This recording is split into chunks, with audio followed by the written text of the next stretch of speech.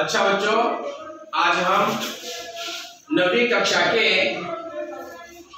चौथा कविता अनुशासन ही शासन है अध्ययन करने से पहले पिछली कक्षा में जो हमने आपको पाठ पढ़ाया था स्वामी विवेकानंद, उसके 2-4 प्रश्न पूछकर आज हम आगे के कविता के बारे में अध्ययन करेंगे।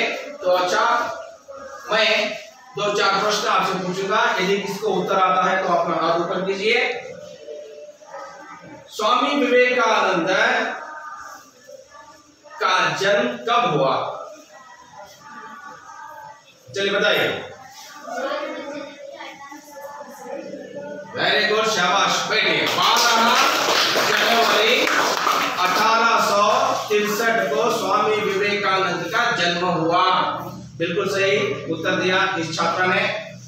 स्वामी विवेकानंद पढ़ने में कैसे थे? चलिए बताइए। स्वामी विवेकानंद पढ़ने में तेज थे। वेरी गुड, तालियां, सही उत्तर। बैठिए।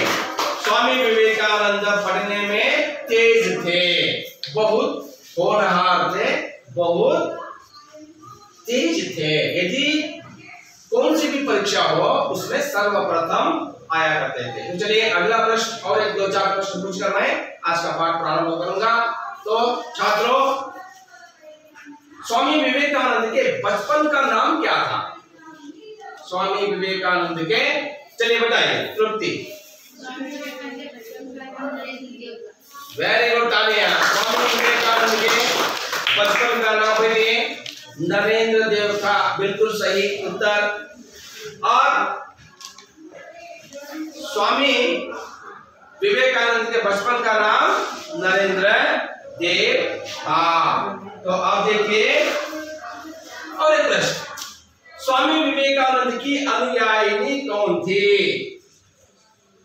चलिए बताइए। वेरी गुड, शाबाश, तालियां। स्वामी विवेकानंद की अनुयायिनी सिस्टर निवेदिता थी। उनका पहला नाम क्या था? Margaret Elizabeth. Margaret Elizabeth. जब स्वामी विवेकानंद शिकागो नगर में सर्वधर्म सम्मेलन में भाषण दे रहे थे, तब स्वामी विवेकानंद का भाषण सुनकर इतना प्रभावित हुई, इस विदेशी महिला ने स्वामी विवेकानंद की अनुयायिनी बन गई और आगे चलकर मार्गरेट एलिजाबेथ नाम से सिस्टर निवेदिता नाम से प्रचलित हो गई। आपको यह मैंने पाठ में पढ़ाया है। तो और एक अंतिम प्रश्न पूछकर आज का पाठ प्रारंभ करेंगे। स्वामी विवेकानंद का देहांत कब हुआ? स्वामी विवेकानंद का देहांत कब हुआ? स्वामी विवेकानंद का मरण कब हुआ? बताइए।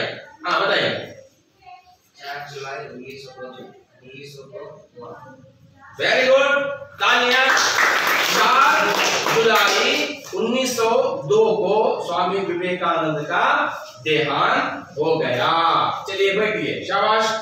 एक एक करके आपने इसका उत्तर अब बताया। अब और एक प्रश्न मैं आप बताओगे। चलिए उत्तर बताइए।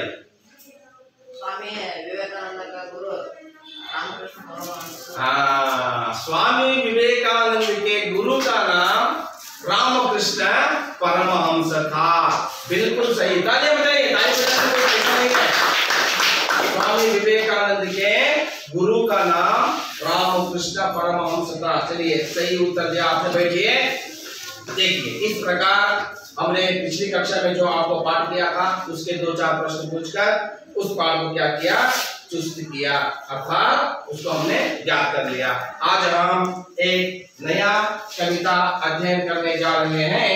सभी छात्र अपनी पुस्तकें खोलकर पृष्ठ संख्या 27 खोलिए।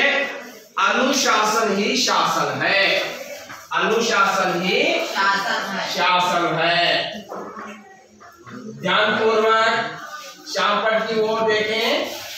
अनुशासन ही शासन है। इसका अर्थ क्या है, कौन बताएगा आप में से? यहाँ कविता को किसने लिखा? रमेश मिलन। किसने लिखा? हाँ, डॉक्टर रमेश मिलन। तो चलिए, डॉक्टर रमेश मिलन जी द्वारा रचित यह, आज हम इसको अध्ययन करने से पहले इसकी विधा कविता है, मैंने आपको बताया है। अनुशासन ही शासन है, यह क्या है? कविता है। इस कविता को लिखा है रमेश मिलन जी ने। आज हम उनका परिचय प्राप्त करेंगे, इस कविता की ओर आगे बढ़ेंगे। सभी अपने अपने पुस्तक देखें। डॉक्टर रमेश मिलन हिंदी के प्रसिद्ध बाल साहित्यकार हैं। उनका जन्म 7 जुलाई 1946 को ग्राम माउंचर, जिला बुलंदशहर, उत्तर प्रदेश में हुआ। देखिए छात्रों, डॉक्टर रमेश मिलन जी एक बाल साहित्यकार हैं जो बच्चों के लिए साहित्य लिखने वाले हैं। उनको हम क्या कहते हैं? बाल साहित्यकार कहते हैं। जैसे आपके लिए लिखा, आप तो बच्चे ही हैं, बड़े नहीं हैं, इसलिए बच्चों के लिए जो साहित्य लिखे जाते हैं उनमें प्रसिद्ध कवि हैं डॉक्टर रमेश मिलन जी। इनका जन्म 7 जुलाई 1946 को, अर्थात स्वातंत्र के पूर्व 1 वर्ष पहले। हमारा देश कब आजाद हुआ? 1947, 1947 हमारा देश आजाद हुआ। इनका जन्म कब हुआ? 7 जुलाई 1946, पूर्व 1 वर्ष पहले। मालूम हो गया, 1 वर्ष पहले इनका जन्म हो गया। कहां हो गया? माउंचर नामक एक गांव में। चलिए लिख लीजिए, जन्म लिख लीजिए। ग्राम माउंचर, कौन सा है? ग्राम माउंचर। माउंचर नामक गांव में डॉक्टर रमेश मिलन जी का जन्म हुआ 7 जुलाई 1946 को। तो चलिए, ये माउंचर नाम किस जिले में आता है? बुलंदशहर जिले में, उत्तर प्रदेश राज्य में। मालूम हो गया, उत्तर प्रदेश राज्य के बुलंदशहर जिले में माउंचर नामक ग्राम में 7 जुलाई 1946 को डॉक्टर रमेश जी का जन्म हुआ और उन्होंने हिंदी एवं राजनीति शास्त्र में एमए किया है। देखिए यहाँ पर रमेश मिलन जी ने हिंदी में एमए और देखिए यहाँ पर दोनों हिंदी एवं राजनीति पॉलिटिकल, जो हम कहते हैं कन्नड़ में कहते हैं राजकीय, उसको हिंदी में कहते हैं, क्या कहते हैं? राजनीति एवं हिंदी में उन्होंने एमए की उपाधि प्राप्त की है। और उनकी हास्य व्यंग्य नाटिका बात इतनी सी है। देखिए यहाँ पर उन्होंने एक व्यंग्य हास्य भरित नाटिका को लिखा है, उसका शीर्षक है, उसका नाम है बात इतनी सी है। मालूम हो गया आपको? बात इतनी सी है नामक उनकी एक व्यंग्य हास्य रचना है। और इतनी सी है का दूरदर्शन में धारावाहिक के रूप में प्रसारण हुआ है। ನೋಡಿ, ನೀವು ಬಹುಶಃ ಟಿವಿಗಳಲ್ಲಿ ಈ ಸೀರಿಯಲ್ಗಳನ್ನ ನೋಡ್ತಿರ್ತೀರಾ, ಆಲ್ಮೋಸ್ಟ್ ಆಲ್ ಆವಾಗ ನೋಡ್ತಿರ್ತೀರಲ್ಲ. ಆ ದೂರದರ್ಶನ ಎಂಬುದು ಇದು ಗವರ್ಮೆಂಟಿನ ಚಾನೆಲ್. ಇವಾಗ ಬೇರೆ ಬೇರೆ ಪ್ರೈವೇಟ್ ಚಾನೆಲ್ಗಳು ಕೂಡ ಇದಾವೆ. खासगी चैनल आज हम टीवी के माध्यम से देखते हैं और गवर्नमेंट के 2 चैनल यहाँ पर हैं, दूरदर्शन और कर्नाटक में चंदन नामक एक चैनल है जो सरकार का, गवर्नमेंट का चैनल है। उसमें बात इतनी सी है नामक एक व्यंग्य हास्य नाटिका को किसने लिखा है? डॉक्टर रमेश मिलन जी ने लिखा है। उनका धारावाहिक के रूप में प्रसारण होता है। देखिए यहाँ पर उनका कविता संग्रह सोने की मछली NCERT द्वारा पुरस्कृत है। ನೋಡಿ ಸ್ವಲ್ಪ ಗಮನ ಕೊಡಿ, ಈ ಕಡೆ ಶಾರ್ಟ್ ಕಟ್ ಕೊಟ್ಟಿದ್ದಾರೆ NCERT ಇದು ಎಜುಕೇಶನ್ ಡಿಪಾರ್ಟ್ಮೆಂಟ್ ಗೆ ಸಂಬಂಧಪಟ್ಟಂತಹ ಒಂದು ಅಂಗಸಂಸ್ಥೆ। ಇದು ಎಲ್ಲಾ ಪ್ರಮಾಣೀಕೃತವಾದಂತಹ ಏನೇ ನಾವು ಶೈಕ್ಷಣಿಕವಾಗಿ ಮಾಡತಕ್ಕಂತ ಚಟುವಟಿಕೆ ಕ್ರಿಯಾಕಲಾಪಗಳನ್ನ ಮಾನ್ಯ ಮಾಡತಕ್ಕಂತ अंगसंस्थे। यहाँ पर NCERT द्वारा पुरस्कृत सोने की मछली एक उन्होंने लिखा है कविता। यहाँ क्या है? कविता है। बात इतनी सी है, यहाँ क्या है? व्यंग्य रचना, हास्य भरित रचना, वहां एक धारावाहिक के रूप में प्रसारण होती है।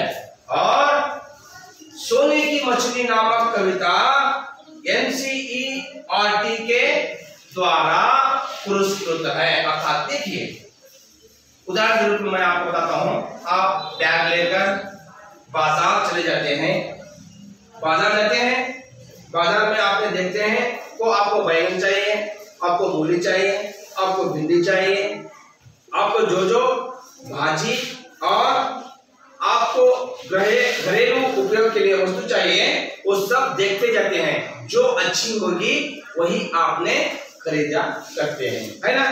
जो अच्छा होगा उसी को आपने खरीदते हैं। उसी तरह डॉक्टर रमेश मिलन जी द्वारा रचित सोने की मछली कविता को NCERT द्वारा पुरस्कृत किया गया है, यानी सम्मानित किया गया है। अर्थात वह कविता अति सुंदर है, बहुत अच्छी है, इसलिए उसको क्या किया गया है?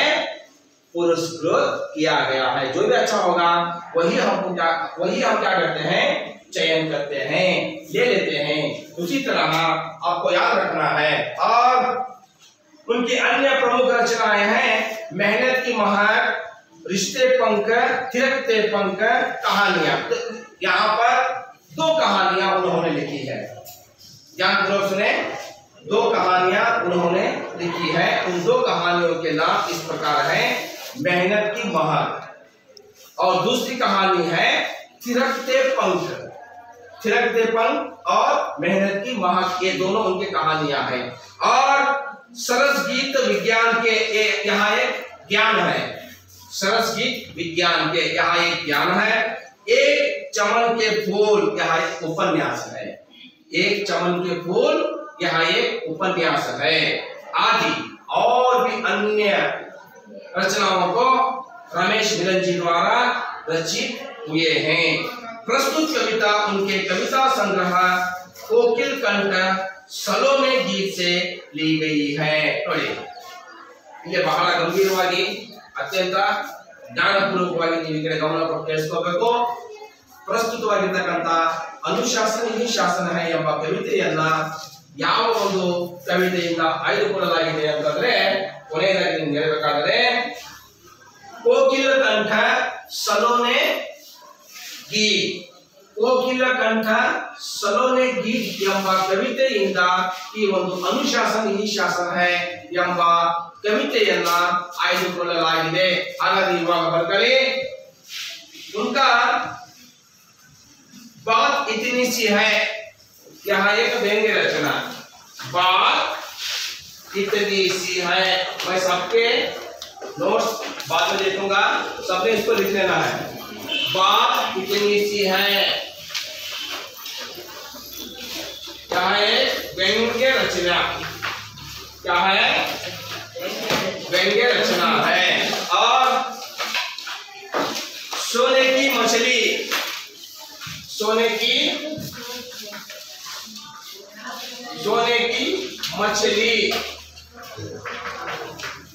यहाँ एक कविता है। क्या है?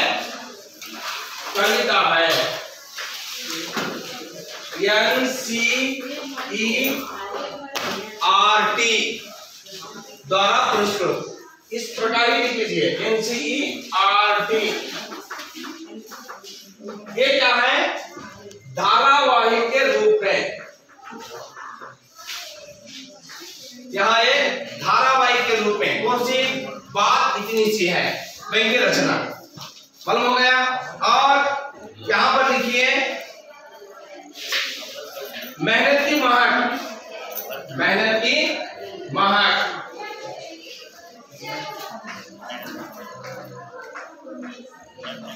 और थिरकते पंख, थिरकते पंख, ये दोनों क्या है? कहानियां। क्या है? कहानियां। ध्यानपूर्वक लिख लीजिए, यहां दोनों कहानियां हैं। सरस गीत विज्ञान के, यहां एक ज्ञान है। सरस गीत विज्ञान के, यह क्या है? यह एक ज्ञान है। क्या है? ज्ञान। यह एक ज्ञान है। एक चमन के फूल, देखिए ये चमन के फूल, यह क्या है? उपन्यास है। क्या है? हाँ, उपन्यास है। उनका एक उपन्यास है। हाँ, यहां पर देखिए कोकिल कंठ सलोने गीत,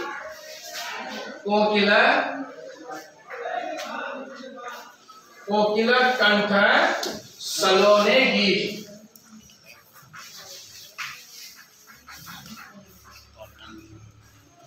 कविता से इसको लिया गया है, इसको अनुशासन ही शासन है, गीत से लिया गया है। इस कविता को कहां से लिया गया है? डॉक्टर रमेश मिलन जी द्वारा रचित कोकिल कंठ सलोने गीत कविता से लिया गया है। तो चलिए आज हम उन्हीं के द्वारा रचित अनुशासन ही शासन है कविता के बारे में अध्ययन करेंगे। सभी अपने अपने पुस्तक देख रहे हैं ना? देखिए इसका आशय यहां है। लाल हरी पीली बत्ती एक ट्रैफिक के संकेत, चलो हरी पर रुको लाल पर, पीली करे सचेत, सड़क पार जीब्रा क्रॉसिंग पर। इस पद्य के द्वारा विद्यार्थियों के सड़क पार करते समय ध्यान रखने की बातें सिखाई जा सकती हैं। यहाँ पर मुख्य आधार पर आपको यदि लाल हरी और पीली इन बत्तियों के बारे में आपको समझाना है। हरी बत्ती जली तो क्या करना है, लाल बत्ती जली तो क्या करना है, पीली बत्ती जली तो आपको क्या करना है। आपको रोड यानी अर्थात सड़क पार कहां पर करना है। इन आशय के माध्यम से, इन संकेतों के माध्यम से आपको सीखना है कि आज इस अनुशासन ही शासन है। इसका कन्नड़ रूपांतर क्या होता है? अनुशासन क्या है? अनुशासन क्या है? अनुशासन का अर्थात होता है कन्नड़ में शिस्तु। क्या होता है? शिस्तु। ಯಾವ ನಂತರ ಶಿಸ್ತಿರುತ್ತಲ್ಲ ಅವನು ಶಾಸನವನ್ನ ಫಾಲೋ ಮಾಡ್ತಾನೆ ಅಂತ ಅರ್ಥ. ಶಾಸನ ಅಂದ್ರೆ ಏನು? ನೀತಿ ನಿಯಮ ಸಿದ್ಧಾಂತ ಗೊತ್ತಾನೆ, ಅದೇ ಸೂಚನೆ ಅಲ್ಲ. ಶಾಸನ ಅಂದ್ರೆ ಈ ಪದ್ಧತಿಗಳನ್ನ ಹೇಳ್ತೀವಲ್ಲ, ಪದ್ಧತಿ ರೀತಿ ನಿಯಮ, ಹೌದಾ, ಅವುಗಳಿಗೆ ನಾವು ಶಾಸನ ಅಂತ ಹೇಳ್ತೀವಿ. ಹಾಗಾಗಿ ಶಿಸ್ತು ಯಾವನ ಹತ್ರ ಇದೆಯೋ ಅವನು ಶಾಸನಗಳನ್ನ ಪದ್ಧತಿ ರೀತಿ ನೀತಿಗಳನ್ನ ಫಾಲೋ ಮಾಡ್ತಾನೆ ಅಂತ ಅರ್ಥ ಎಂಬ ಅರ್ಥವನ್ನ ಇಲ್ಲಿ ಕೊಡುತ್ತಿದೆ. तो चलिए छात्रों देखिए, चलती बस में चढ़ो नहीं तुम और कभी मत कूदो, कभी सड़क पर जाकर बच्चों नहीं खेलने लगना, साइकिल पर हो या हो पैदल कभी ना बेढप चलना। देखिए मैं आपको बाद में इसको थोड़ा राग से गाकर सुनाऊंगा, तो पहले मैं इसके सारांश को आपको बताऊंगा। तो चलिए देखिए, यहाँ पर पहले चरण में डॉक्टर रमेश मिलन जी कहते हैं, चलती हुई बस पर आप कभी चढ़ने का प्रयास मत करना। चलती हुई बस पर आप चढ़कर जाने का प्रयत्न नहीं करना, क्योंकि आप गिर भी सकते हैं, आपको चोट भी आ सकती है, आप घायल हो सकते हैं, और जान भी जा सकती है। इसलिए कहा है, और चलती बस में से कभी कूदने का प्रयास मत करना, क्योंकि आप गिर सकते हैं, आपको चोट लग सकती है। और कभी सड़क पर जाकर बच्चों नहीं खेलने लगना। आपको खेलने के लिए मैदान होगा, आप यदि खेलना है तो मैदान में ही खेलना है, सड़क पर नहीं खेलना है, क्योंकि सड़क है साइकिल, बाइक, कार, बस, लॉरी आदि वाहनों के लिए सड़क है, खेलने के लिए नहीं है। और कहा है, साइकिल पर हो या हो पैदल कभी बेड़प ना चलना।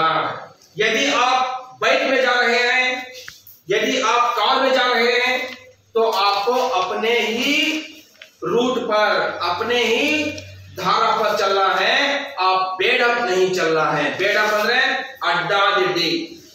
ಉದಾಹರಣೆ ಹೇಳ್ತಾರೆ ನೋಡಿ, ಇವಾಗ ನೀವು ಸೈಕಲ್ ತಗೊಂಡು ಹೋಗ್ತಿರ್ಬೇಕಾದ್ರೆ ನಿಮ್ಮ ದಾರಿ ಯಾವ ಕಡೆ ಹೋಗ್ಬೇಕು? ಎಡ। ನೀವು ಯಾವಾಗಲೂ ಹೋಗ್ಬೇಕಾದ್ರೂ ಎಡಕ್ಕೆ ಹೋಗ್ಬೇಕು, ಬಲಕ್ಕೆ ಹೋಗಬಾರ್ದು। ಬಲಕ್ಕೆ ಯಾರು ಹೋಗ್ತಾರೆ? ನಿಮ್ಮ ಎದುರುಗಡೆ ಬರ್ತಕ್ಕಂತ ವಾಹನಗಳು ಹೋಗ್ತವೆ। ನೀವು ಆ ಕಡೆ ಈ ಕಡೆ ಹೋಗ್ತಾ ಇದ್ದೀರಾಗಬಹುದು, ಅಪಘಾತ ಆಗಬಹುದು। ಹಾಗಾಗಿ ಇದನ್ನು ಹೇಳಿದ್ದಾರೆ ಡಾಕ್ಟರ್ ರಮೇಶ್ ಮಿಲನ್ಜಿ ಅವರು।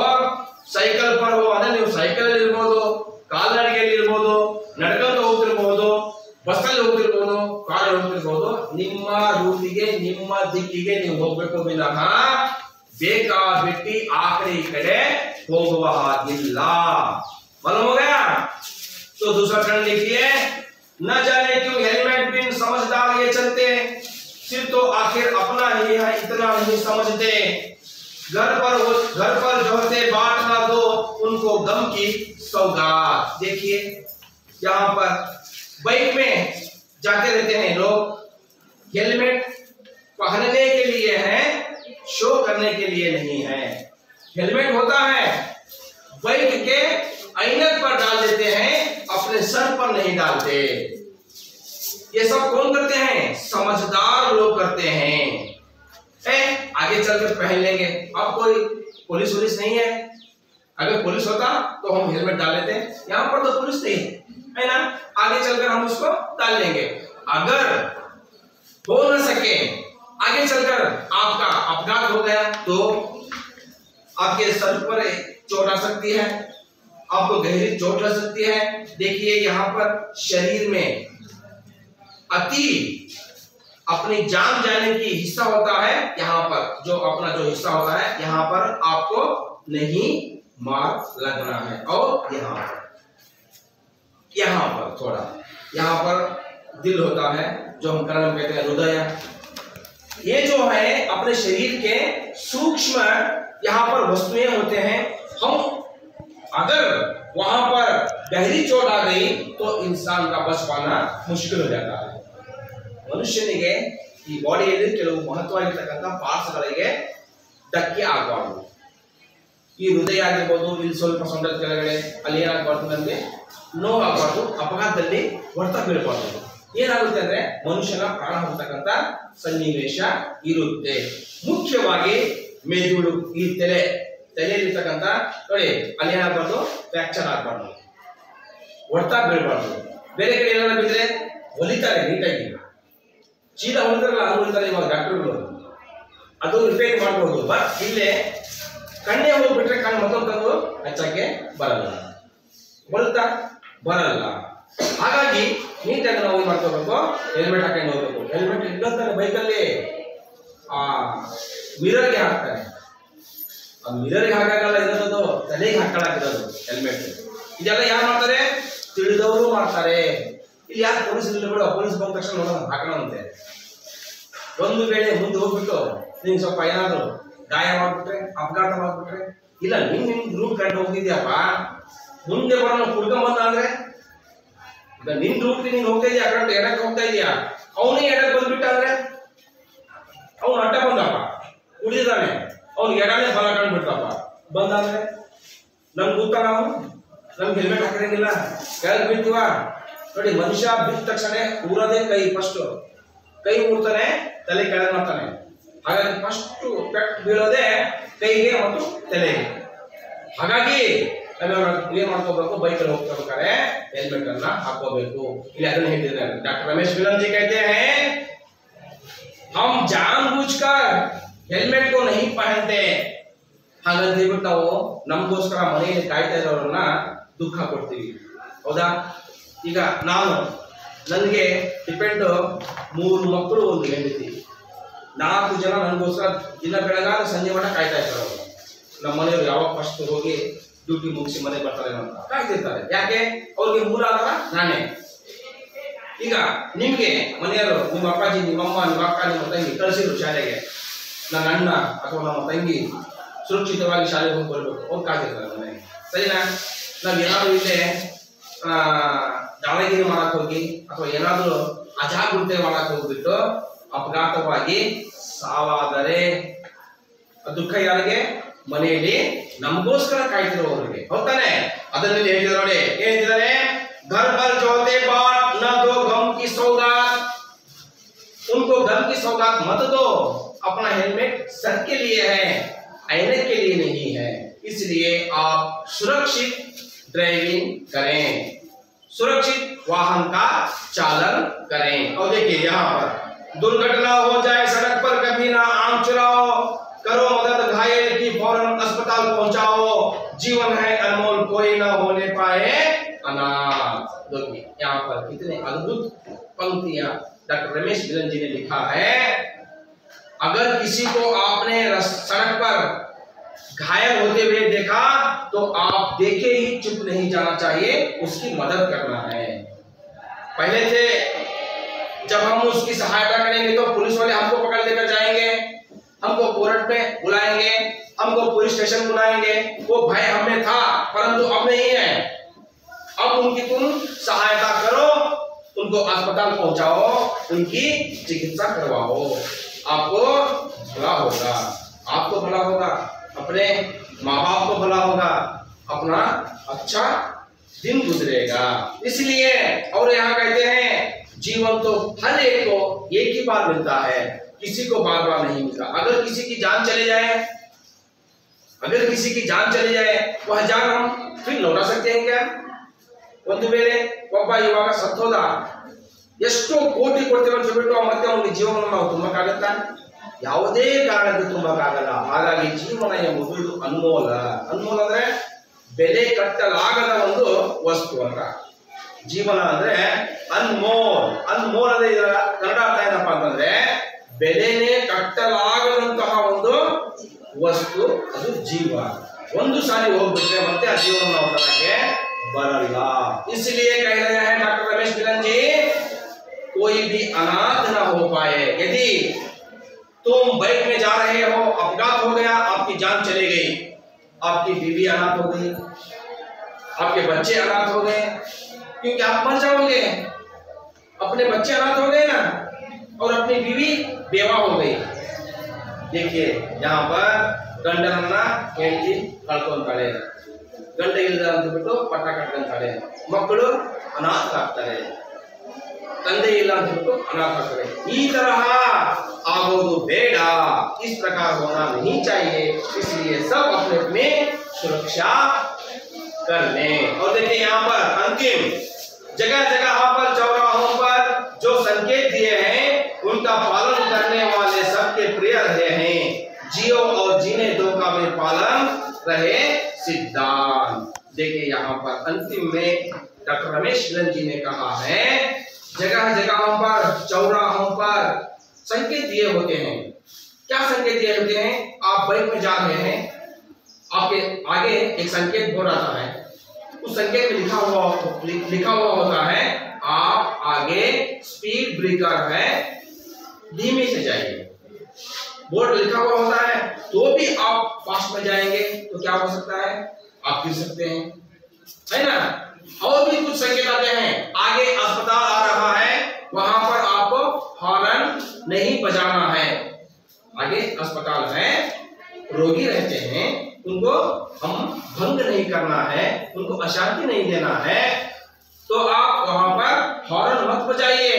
संकेत दिया होता है रोड पर, देखते हैं आंखों से, वहां पर जाकर आप हॉर्न बजाते हैं. यह गलत है ना. जगह जगहों पर ಆಂಬ್ಯುಲೆನ್ಸ್ ಸಿಗ್ನಲ್ ಕೊಡ್ತಕ್ಕಂತ ಬೋರ್ಡ್ಗಳನ್ನು ನೇತಾಕಿರ್ತಾರೆ, ನೆಟ್ಟಿರ್ತಾರೆ. ನೋಡಿರ್ತಾರೆ ನೀವು ರೋಡ್ ಪಕ್ಕದಲ್ಲಿ.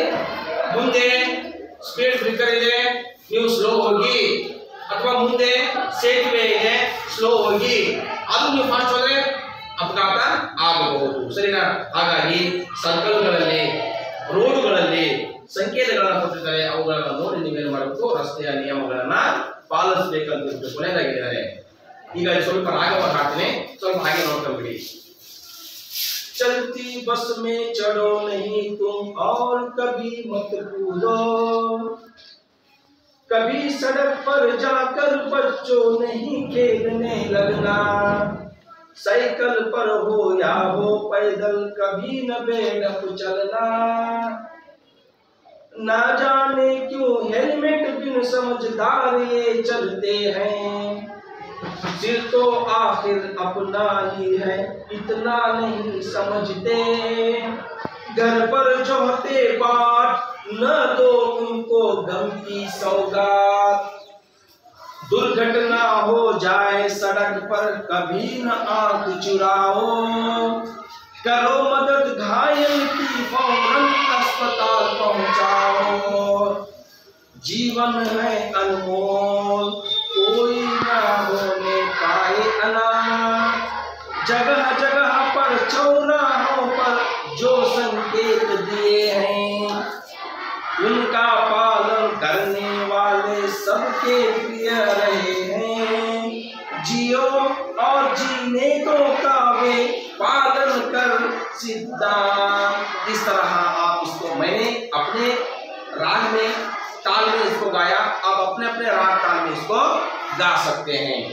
ठीक है, तो आज हम अनुशासन ही शासन है इस पाठ को यहाँ पर समाप्त करते हैं।